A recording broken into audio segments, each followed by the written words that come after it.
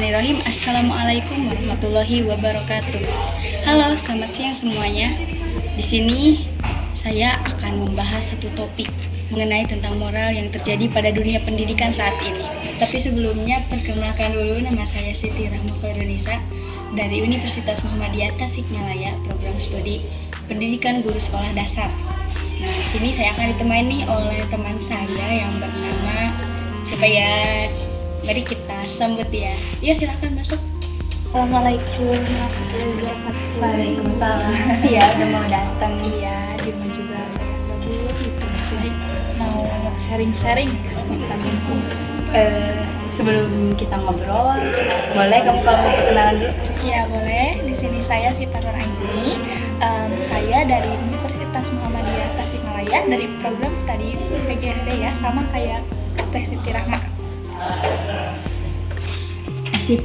Tahu gak sih mengenai tentang pendidikan di Indonesia saat ini itu ternyata masih ada loh kasus-kasus yang miris. Contohnya tentang misalnya kasus-kasus pelecehan yang terjadi beberapa saat kebelakang gitu.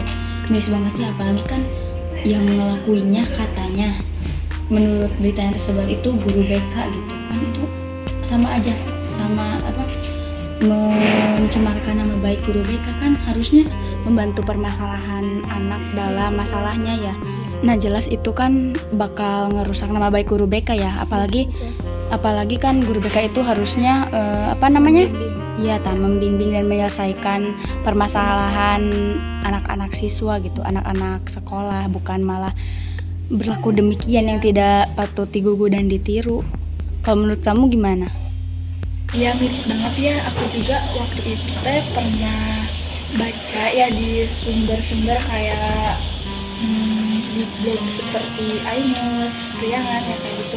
Aku baca seperti kayak pelecehan itu anak itu dilecehin sama guru BK, terus baru dilaporin bulan Mei kan itu terjadinya kan bulan Desember ya.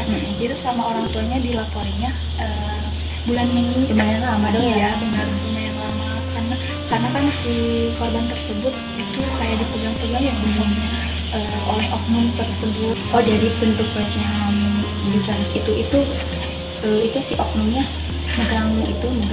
Iya benar. Megang-megang kayak yang sensitif lah kayak gitu.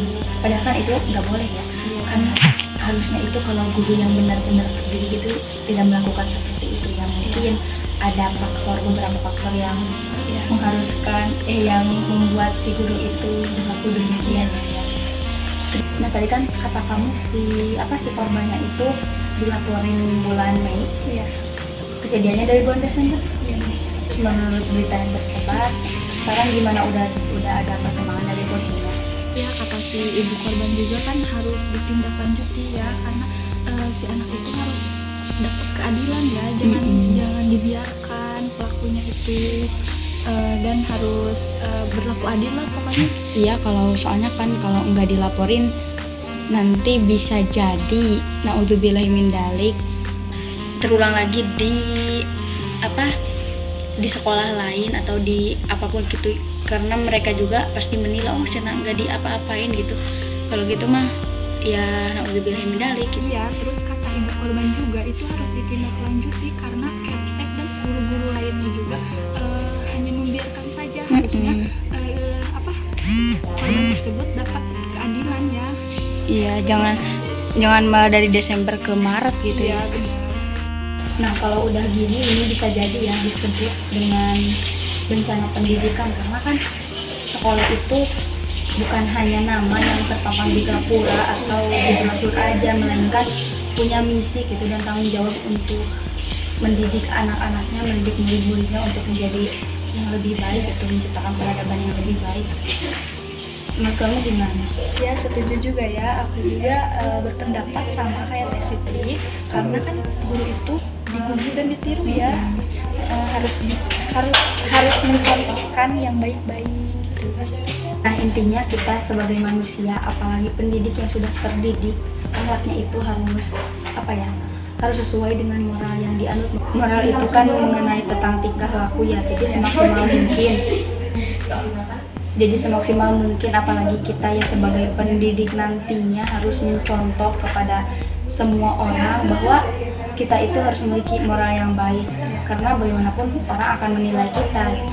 Apalagi kalau misalnya kasus yang begini gitu kan, dampaknya akan meluas gitu dan akan miris banget sebenarnya. Ya apalagi ini guru BK loh, soalnya kan guru BK itu kan membimbing anak-anak supaya terarah, tapi ini malah melecehkan kayak gitulah pokoknya. Kan ini guru BK untuk guru ini untuk menyelesaikan permasalahan. Iya, guru BK kan tugasnya gitu ya. Untuk menyelesaikan permasalahan siswanya. Membantu. Iya, membantu. Terus ini mah malah melecehkan kayak gitu. Membuat masalah kayak gitu. Nah, ditambah lagi mungkin ya, itu bukan mungkin lagi, ditambah mencemarkan guru BK ya, yang namanya guru BK. Iya, benar. Tapi sih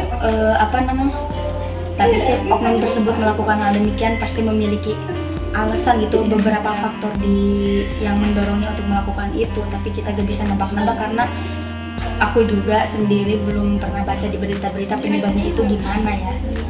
Iya benar, tapi yang pasti dampaknya itu krisis moral ya, kayak gitu, pencemaran nama baik guru BK, terus pencemaran nama baik kota ya, sekolah juga sama. Nah, terus apa lagi? Banyak kayak yang tadi kamu sebutin. Nah, berhubung kasus ini bukan hanya terjadi di kota itu yang kemarin-kemarin baru viral, sempat juga kan terjadi di kota-kota lain, di sekolah-sekolah lain. Nah, kita itu harus memberhentikan gitu, harus stop sampai di sana aja, gak boleh terulang lagi ke depannya. Na'udzubillahi min dzalik. Lalu bagaimana solusi Anda sebagai mahasiswa kan yang insya Allah nantinya akan menjadi seorang guru? Baik, kalau menurutku seorang pendidik itu bukan hanya mempelajari tentang ilmu-ilmu umum aja, melainkan harus juga mempelajari ilmu-ilmu agama, karena agama udah mengatur semuanya gitu. Apalagi tentang akhlak. Kan kalau seseorang udah mendalami ilmu agama dan mengimplementasikan dan menerapkan itu di kehidupan sehari-hari, orang itu gak akan berani untuk berbuat yang tidak baik gitu. Apalagi kan Rasulullah sudah mencontohkan, beliau sudah menjadi suri tauladan untuk kita semua. Nah, jadi kalau seorang pendidik sudah mempelajari ilmu agama, tidak hanya mempelajari ilmu-ilmu umum, maka tidak akan berani untuk berbuat yang tidak baik gitu, yang tidak senonoh, karena akhlak dan ilmu. Karena akhlak yang diajarkan agamanya sudah menjadi benteng di dalam dirinya. Masya Allah, benar banget ya, karena tidak semua orang berilmu memiliki akhlak yang baik ya. Jadi akan lebih baik jika seorang berilmu mempunyai akhlak yang baik juga, lalu kemudian mengajarkan anak didiknya tentang berbuat baik. Nah iya, karena kalau dua-duanya beres, seimbang antara ilmu dan akhlak, maka tidak akan ada lagi kasus-kasus yang miris, insya Allah. Yang lebih pentingnya lagi adalah mulai sadar ya, sadar ingin berubah, sadar ingin lebih baik juga ya, karena jika tidak ada kesadaran dalam diri, mungkin tidak akan ada yang berubah jadi lebih baik. Nah betul, jadi semuanya itu harus dimulai dari kesadaran diri ya, karena percuma kalau nggak sadar mah gak akan ada yang lebih baik ke depannya. Wah, seru sekali ya ngobrol sama kamu santai gini. Semoga apa yang didiskusikan kita hari ini ada manfaatnya yang bisa diambil, dan semoga untuk para korban yang ada di kasus ini segera pulih mental dan fisiknya, dan semoga oknum tersebut segera mendapatkan sanksi supaya bisa dijadikan pelajaran dan tidak terulang lagi ke depannya. Selesai alhamdulillah. Jadi apa kesimpulannya sih Pak? Jadi kesimpulannya itu tidak semua guru itu sama ya. Iya berbeda-beda gitu, nggak ada yang sama. Tapi di luar sana banyak banget ya guru-guru yang hebat ya. Seperti itu. Jadi dari kasus kemarin yang tanda kutip gitu pelecehan, jadi tidak semua guru itu melakukan hal demikian, itu hanya sebagian, karena banyak juga di luar sana Ya, guru-guru yang hebat yang bisa mendidik anak bangsa.